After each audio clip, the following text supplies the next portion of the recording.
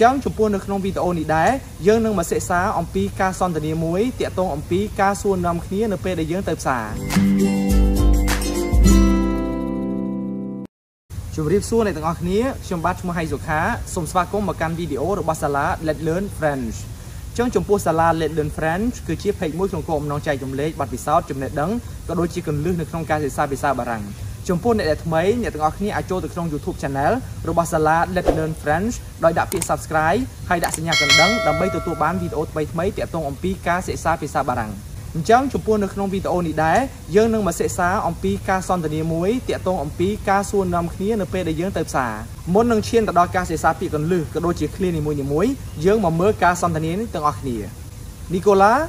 aujourd'hui qu'est-ce que tu veux acheter au marché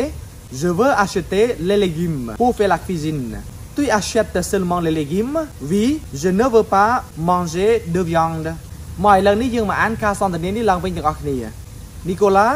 Aujourd'hui, qu'est-ce que tu veux acheter au marché? Je veux acheter les légumes pour faire la cuisine. Tu achètes seulement les légumes? Oui, je ne veux pas manger de viande. បន្ទាប់ពីយើងបានសិក្សាអំពីការសន្ទនានេះរួចហើយឥឡូវនេះយើងមើលពាក្យកន្លឹះក៏ដូចជាឃ្លានីមួយៗទាំងអស់គ្នា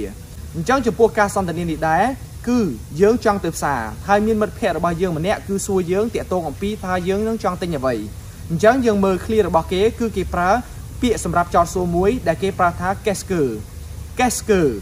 អញ្ចឹង qu'est-ce que នេះដែរយើងបកថាអ្វីអញ្ចឹងចំពោះវីដេអូតាក់ទងអំពីការសិក្សាវេយ្យាករណ៍របស់ភាសាបារាំងខ្ញុំនឹងមានវីដេអូតាក់ទងអំពីការសិក្សាលម្អិតអំពីពាក្យសម្រាប់ចោទសួរ qu'est-ce que អញ្ចឹងចំពោះឃ្លារបស់យើងជាដំបូងគឺគេមានការហៅឈ្មោះគ្នាគេថា Nicolas អញ្ចឹងមានន័យថាគឺជាការសន្ទនាមួយតាក់ទងអំពីមិត្តភ័ក្តិជិតស្និទ្ធអញ្ចឹងយើងថា Nicolas aujourd'hui qu'est-ce que tu veux acheter au marché Nicolas aujourd'hui qu'est-ce que tu veux acheter au marché អញ្ចឹងយើងមើលឃ្លានេះយើងមានពាក្យឈ្មោះ Nicolas គឺជាឈ្មោះរបស់គេ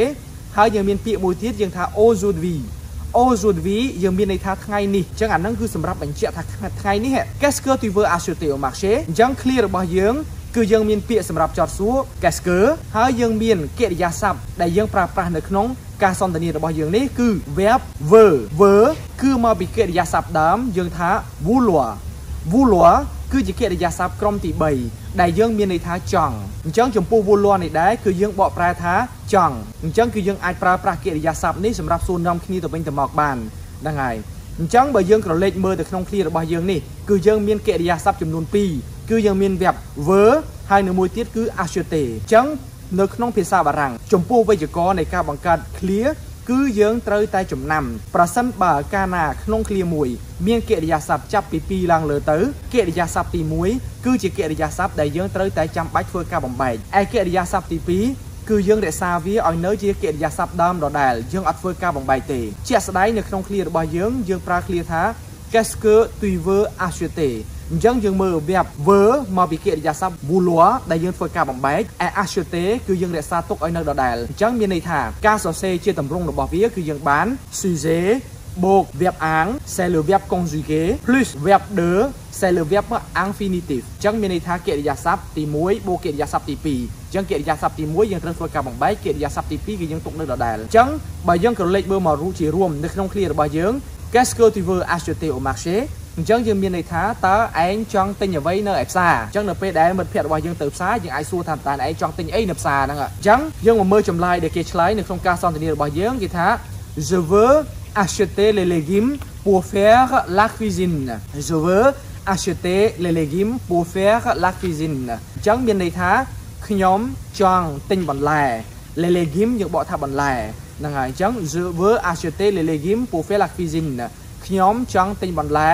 ដើម្បីធ្វើម្ហូប pour faire la cuisine ធ្វើម្ហូបអញ្ចឹងយើងមើលកាលណាយើងប្រើឃ្លាមួយដែលមានពួរមានន័យថាដើម្បីអញ្ចឹងនៅពីក្រោយពួរកាលណាយើងចង់ប្រើកិរិយាសព្ទគឺយើងមិនអាចប្រើប្រាស់កិរិយាសព្ទដែលយើងបំបែកឲ្យបានទេគឺយើងត្រូវតែប្រើប្រាស់កិរិយាសព្ទដែលមិនទាន់បំបែកអញ្ចឹងហើយបានជានៅក្នុងឃ្លាមួយនេះយើងថា pour faire la cuisine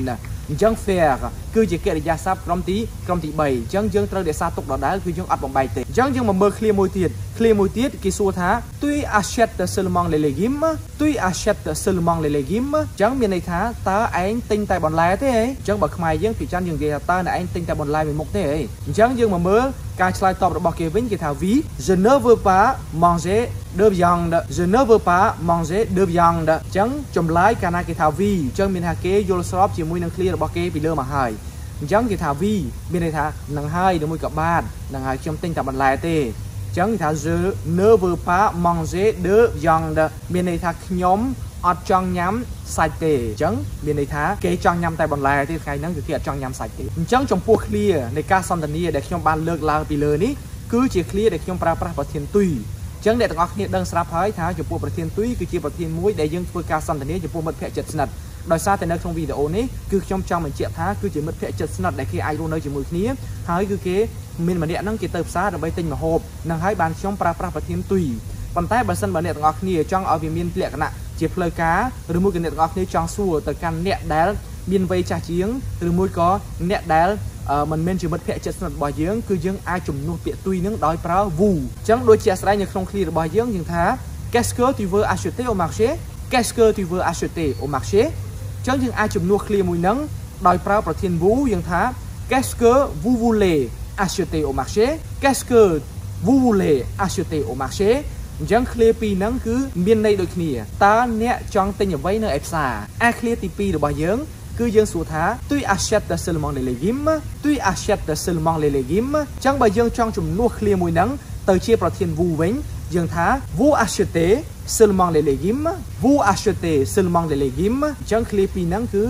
មានអត្ថន័យដូចគ្នាយើងថាតើឯងឬមួយក៏តើអ្នកចង់ទិញតែបន្លែទេអញ្ចឹងវីដេអូនៃការសន្ទនាតាក់ទងអំពីការសួរនាំគ្នានៅក្នុងការទៅផ្សារការទិញអីវ៉ាន់ហ្នឹងគឺត្រូវបានបញ្ចប់ហើយខ្ញុំសង្ឃឹមថាអ្នកទាំងអស់គ្នាអាចប្រើប្រាស់ឃ្លាសន្ទនាមួយនេះដើម្បីអាចសួរនាំគ្នាទៅវិញទៅមកបានអរគុណចំពោះការចំណាយពេលវេលាក្នុងការទស្សនាវីដេអូរបស់ខ្ញុំ Merci beaucoup au revoir